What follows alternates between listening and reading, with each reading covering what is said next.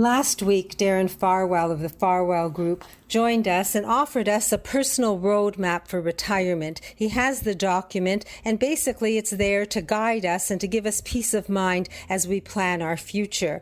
I'm sure it's still available, and today Leslie McCormick of the Farwell Group, author of the book Bank on Yourself, Why Every Woman Should Plan to Be Financially Single Even If She's Not, joins us today, and I'm going to say good morning. So good morning, Leslie. Good morning, Marilyn. What do you have for us today? As you know, I am passionate about the importance of women achieving a lifetime of financial independence, regardless of their marital status today or how that may change in the future. One of the biggest challenges that women generally face is a crisis of confidence. In fact, one study found that just 31% of women were confident in their financial knowledge, when that same study found that 80% more men said the same. And while depending on how the question is asked, the percentages vary, but what remains stubbornly the same is this gap between men and women. To that end, any insights on what confidence is and how to improve it gets my attention. This year's Special Report 2020 Investor Research, written by Julie Littlechild for the Investments and Wealth Institute, made a very astute insight for advisors about the confidence and finances of their clients. And the report states that confidence is not only a reflection of what is happening in the markets and the value of our portfolios. It's about a sense of control, clients' belief in their own abilities, and the clarity of the client's plan. Rather than looking at confidence, it may be more important to look at self-confidence. A sense of control, belief in your ability, and clarity of your plan. I couldn't agree more. You see, confidence doesn't necessarily come with simply having wealth. More money brings options, but as they say, money itself doesn't solve money problems.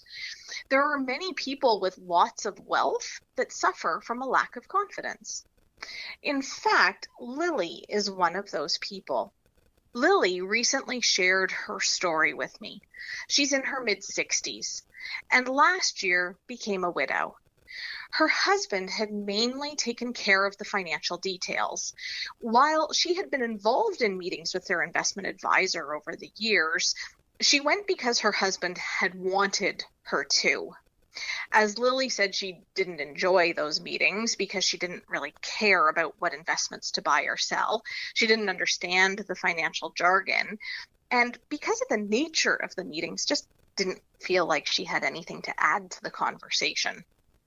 Lily said she just cared that they seemed to have enough money. It was being taken care of, and that's really all that mattered.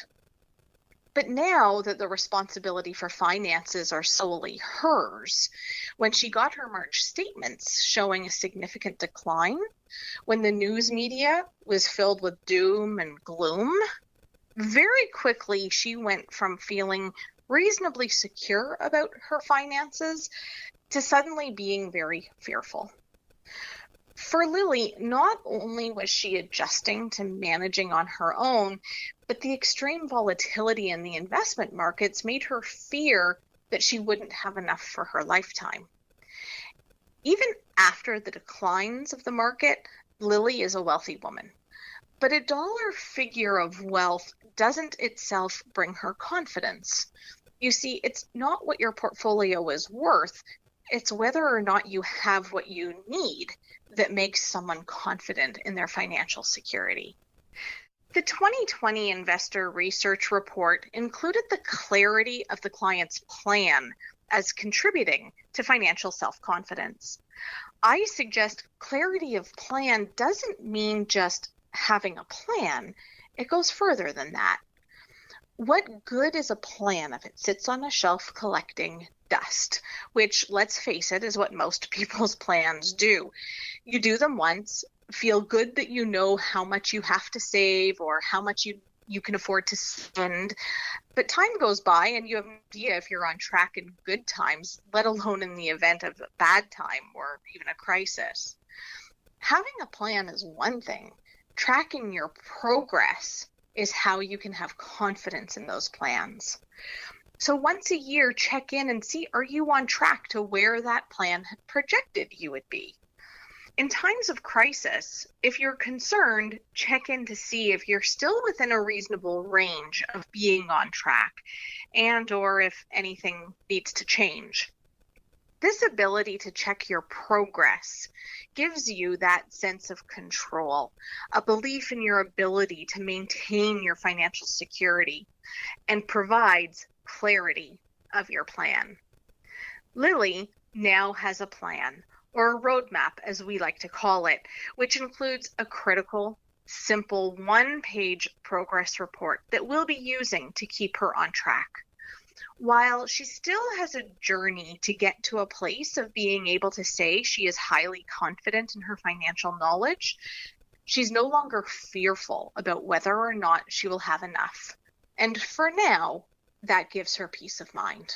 Well, from everything I've heard from Darren and yourself over the years, I understand that you work hand in hand with clients and you encourage them to interact, and you definitely give them the information that will make them comfortable and so that they understand going forward.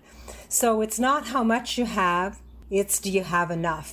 And if you want to have self-confidence and understand your plan, you may want a second opinion. And I recommend that you do that. It doesn't hurt to get a little more information. And the team From a Woman's Perspective is here for you. And the Farwell Group and Leslie McCormick and Darren Farwell have that information. So if you want the roadmap document, you can ask for it. If you want more than that, you can ask for that too.